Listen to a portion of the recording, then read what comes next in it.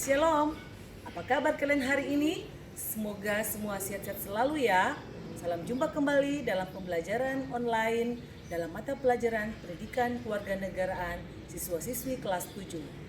Dan mari kita wujudkan hal tersebut dengan senantiasa berdoa kepada Tuhan. Dan ingat, jangan lupa menjaga kesehatan, memperhatikan protokol kesehatan, mencuci tangan, menjaga jarak, dan memakai masker agar terhindar dari COVID-19. Adapun tujuan pembelajaran yang kalian harus capai setelah mempelajari video pembelajaran ini, yang pertama, kalian harus bisa memahami proses pengesahan Rancangan Undang-Undang Dasar tahun 1945. Yang kedua, menjelaskan latar belakang perubahan Rancangan Undang-Undang Dasar tahun 1945. Yang ketiga, menjelaskan hasil perubahan naskah Undang-Undang Dasar tahun 1945 dalam sidang PPKI. Dan yang keempat, menjelaskan arti penting sidang PPKI. Nah, berkaitan dengan pokok bahasan kita, akan muncul pertanyaan seperti ini. Seperti apa sih proses pengesahan Undang-Undang Dasar 1945? Bagaimana proses sidang PPKI? Untuk menjawab pertanyaan, mari kita mengikuti video berikut ini.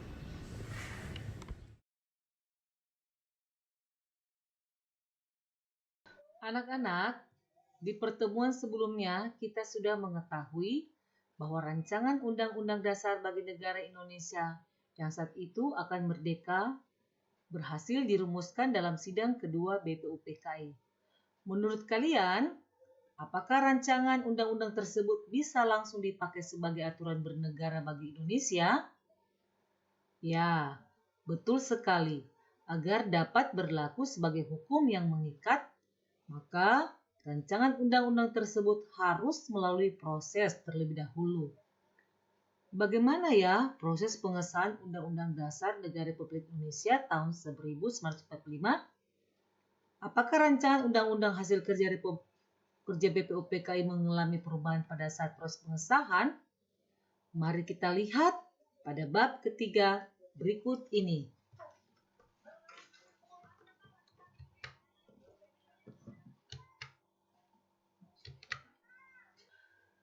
Pada bab 3, yaitu tentang perumusan dan pengesahan Undang-Undang Dasar Negara Kesatuan Republik Indonesia tahun 1945, dengan materi pokok kita, yaitu tentang pengesahan Undang-Undang Dasar Negara Republik Indonesia tahun 1945.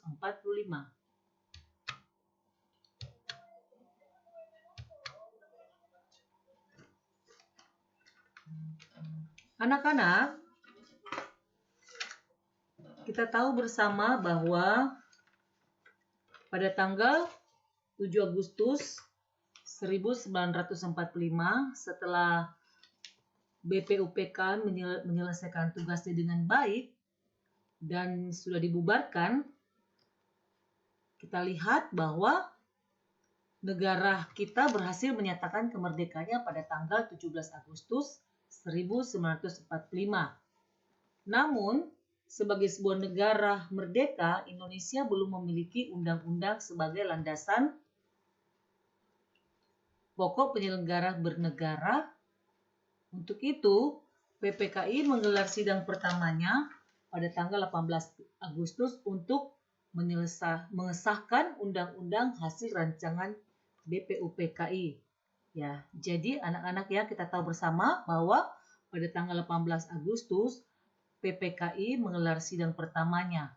Nah, kalau kita melihat bahwa sidang pertama BPUPK itu adalah dia sebagai agenda yang pertama, yaitu sidang pertama, salah satu agendanya adalah menetapkan dan mengesahkan rancangan Undang-Undang Dasar. Nah, proses pengesahan Undang-Undang Dasar ternyata berlangsung singkat, yaitu kurang lebih 2 jam. Nah, kita lihat lagi bersama-sama. Nah, kita lihat.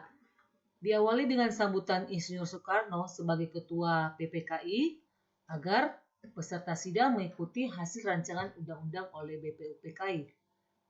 Nah, perubahan dilakukan pada hal-hal penting sehingga urusan pengesahan undang-undang dan pemilihan presiden dan wakil presiden dapat segera dicapai kesepakatan.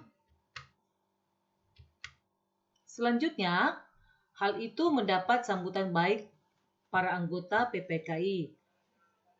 Dr. Andes Muhammad Hatta sebagai pemimpin jalannya pembahasan Undang-Undang Dasar. Selanjutnya, para peserta sidang bekerja dengan cepat. Proses pembahasan diliputi suasana penuh kekeluargaan, tanggung jawab, cermat dan teliti, dan saling menghargai antar anggota. Pembahasan menghasilkan naskah dan batang tubuh. Selanjutnya, Otto Iskandar Dinata memberi masukan agar pemilihan presiden dan wakil presiden dilakukan dengan persetujuan lisan peserta sidang tanpa pemungutan suara. Beliau juga mengusulkan Insinyur Soekarno sebagai calon presiden dan Dr. Andes Muhammad Hatta sebagai calon wakil presiden. Semua peserta setuju, seraya bertepuk tangan dan menyanyikan lagu Indonesia Raya. Peserta sidang juga berhasil membentuk Komite Nasional Indonesia Pusat atau KNIP untuk membentuk tugas presiden sebelum MPR dan DPR hasil pemilu terbentuk.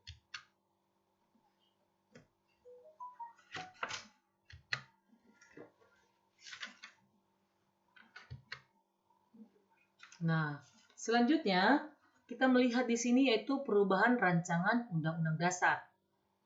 Rancangan Undang-Undang Dasar hasil kerja BPUPKI yang dipakai dalam sidang pertama PPKI mengalami perubahan. Nah, perubahan pada bagian pembukaan yang diambil dari Piagam Jakarta dilatar belakangi oleh keberatan wakil-wakil Protestan dan Katolik terhadap sila pertama. Rumusan dasar negara pada alinea keempat yang dianggap condong pada kepentingan agama tertentu.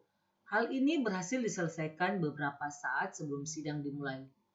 Selanjutnya, perubahan juga dilakukan terhadap isi batang tubuh atau pasal-pasal undang-undang yang masih menyatakan adanya kepentingan serta campur tangan Jepang dalam pemerintahan Indonesia.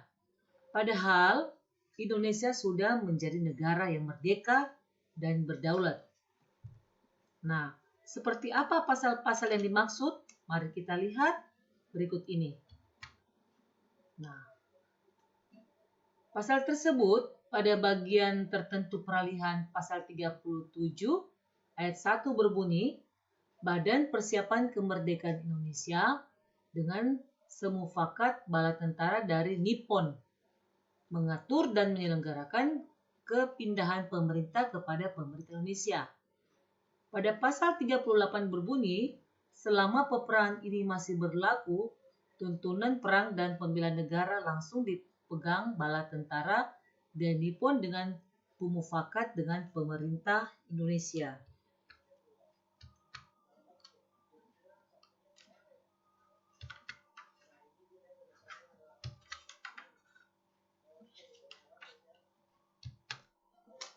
Kita lihat bersama-sama. Di sini ada perubahan rancangan undang-undang, ya. Di sini ada kita lihat perbandingan pasal antara hukum dasar sebelum dan sesudah dilakukan perubahan oleh PPKI. Nah, kita lihat di sini hukum dasar BPUPKI itu dilaksanakan pada tanggal 16 Juli 1945 ya. Kalau kita lihat di sini Undang-Undang Dasar hasil perubahan oleh PPKI itu pada tanggal 18 Agustus 1945. Nah, kita membandingkan di sini hukum dasar BPUPKI itu ada istilah-istilah tersendiri. Yang pertama, menurut dasar kemanusiaan adil beradab, diganti hasil perubahannya oleh PPKI menjadi kemanusiaan yang adil dan beradab. Kemudian, 2 orang wakil presiden diganti menjadi seorang wakil presiden. Yang ketiga, presiden adalah orang Indonesia asli yang beragama Kristen Islam, diganti menjadi presiden adalah orang Indonesia asli. Selanjutnya, Presiden Indonesia memegang kekuasaan pemerintahan, diganti Presiden Indonesia memegang kekuasaan menurut Undang-Undang Dasar. Dan negara berdasarkan ketuhanan dengan kewajiban menjalankan syariat Islam bagi pemeluk-pemeluknya, diganti menjadi negara berdasar atau ketuhanan yang Maha Esa. Nah, ini adalah perbandingannya pasal antar hukum dasar sebelum dan sesudah dilakukan perubahan oleh PPKI. Disebut perubahan rancangan Undang-Undang Dasar. Oke, selanjutnya kita lihat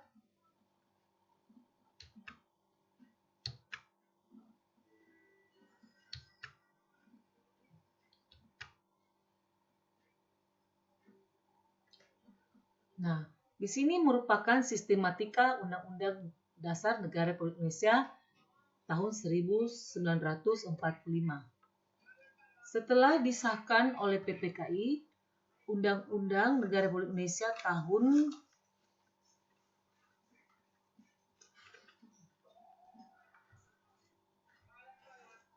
nomor 7 tanggal 15 Februari 1946.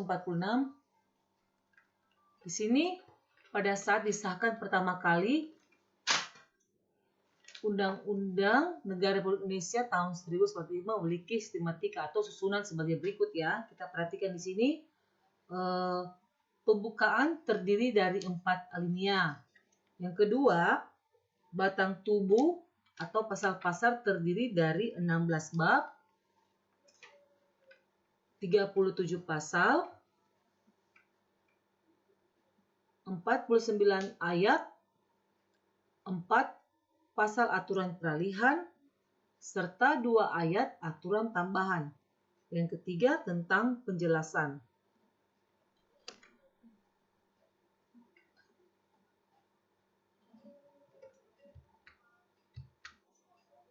Nah, saat ini Undang-Undang Negara Republik Indonesia tahun 1945 telah mengalami 4 kali perubahan atau yang disebut dengan amandemen untuk menyesuaikan dengan perkembangan zaman dan aspirasi rakyat atau sistematika atau susunan. Juga mengalami perubahan yaitu pembukaan terdiri dari 4 alinea, pasal-pasal berisi 21 bab, 73 pasal, 170 ayat, 3 pasal aturan peralihan, serta 2 pasal aturan tambahan. Selanjutnya,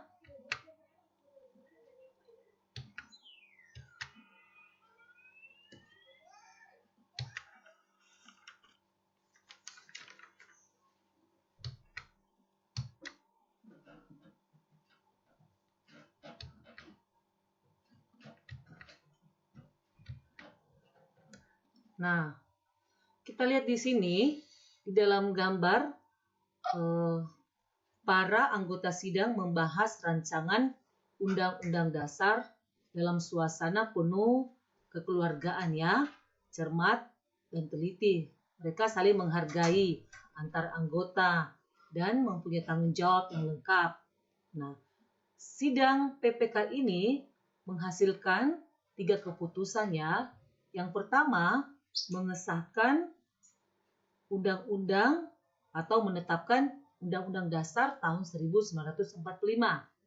Yang kedua, memilih Insinyur Soekarno sebagai Presiden dan Dr. Andes Muhammad Hatta sebagai Wakil Presiden Republik Indonesia. Yang ketiga, membentuk Komite Indonesia Nasional Indonesia Pusat atau KNIP.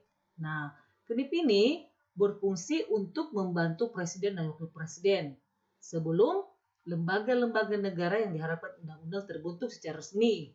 Ya, kita lihat. Nah, persidangan tersebut memiliki arti penting. Artinya sebagai wadah disahkannya Undang-Undang Negara Republik Indonesia tahun 1945. Dengan adanya undang-undang tersebut, Indonesia memiliki landasan dalam penyelenggaraan negara. Selain itu, di atas juga berhasil mempertemukan kesepakatan pendiri negara terkait presiden dan wakil presiden sebagai unsur utama berdirinya negara.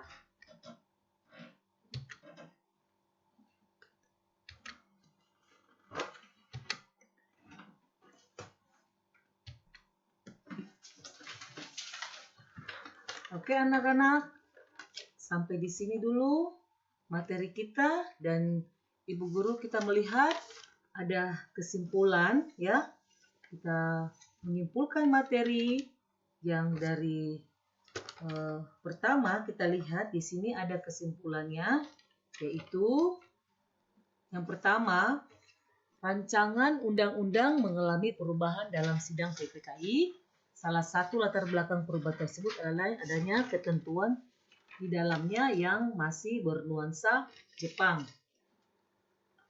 Salah satu contoh perubahan terhadap undang-undang dalam sidang PPKI adalah istilah hukum dasar diganti dengan undang-undang dasar. Dan sistematika atau susunan undang-undang negara Republik Indonesia sebelum perubahan terdiri dari pembukaan batang tubuh dan penjelasan. Sedangkan setelah perubahan terdiri dari pembukaan dan pasal-pasal. Dan yang terakhir, sidang pertama PPKI memiliki arti penting, yaitu sebagai wadah disahkannya UUD Negara Republik Indonesia tahun 1945 sebagai pedoman penyelenggaraan negara dan adanya kesepakatan tentang Presiden dan Wakil Presiden dan Komite Nasional Indonesia Pusat. Nah, anak-anak, bagaimana kalian sudah memahami materi pelajaran? Nah, kita lihat. Untuk itu, Ibu Guru harapkan kalian tetap memahami materi yang Ibu Guru berikan ya. Oke. Tidak terasa kita sudah berada di akhir kegiatan pembelajaran. Oleh sebab itu, Ibu Guru mengucapkan terima kasih atas perhatian kalian. Sampai jumpa di video pembelajaran berikutnya. Tuhan Yesus memberkati.